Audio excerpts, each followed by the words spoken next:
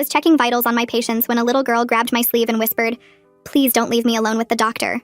Her hands shook even as her grip on me tightened. "Sweetie, what's wrong? Did something happen?" I sat down on the edge of her bed and glanced at her chart. 8 years old. Routine appendectomy recovery. Nothing out of the ordinary. I gave her a soft smile and said, "I know doctors and nurses can be a little scary, but your surgery is all done. No more needles, no more pain.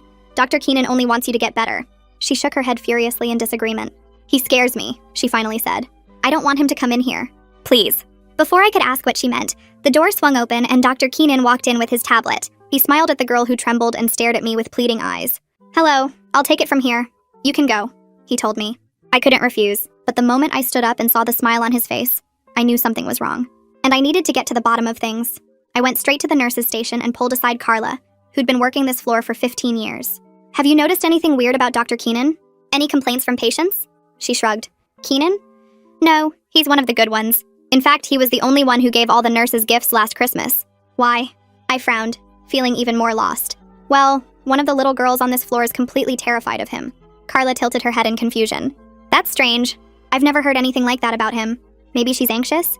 You know how kids can get when it comes to hospitals." I had the same thoughts, but I couldn't shake the feeling that there was something more. I mean, most kids who were anxious about treatment were afraid of nurses too. But this girl wasn't. She was only specifically afraid of him. So I asked 2 more nurses and got the same response. Nobody had seen or heard anything suspicious. But just as I was ready to give up, one of the janitors pulled me aside in the hallway. "I heard you earlier, asking people about Keenan. I saw him doing something strange last week," he said quietly. Then he paused, looking around to make sure nobody else was listening. He was in the medication stock room, taking things from the locked cabinet and hiding it in his coat. When he spotted me, he just said it was for a patient. But what's weird was when I told him he needed to log it. You know, protocol. He got angry.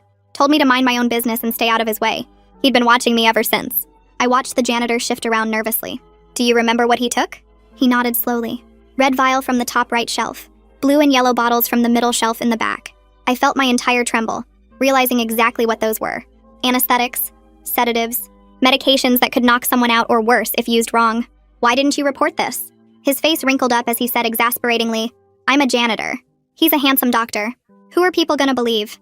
I patted his shoulder. "I believe you. Thank you." I turned around and ran back toward the kids' room, but when I entered, the entire room was empty. The bed was made, the monitors were off, and there was no sign of the little girl anywhere. My mind started racing in a panic. I ran to the front desk on the floor. "The girl in that room. Where is she?" The receptionist checked her computer and blinked back at me. "She should be in her room. Nobody's checked her out." I slammed my hand on the counter.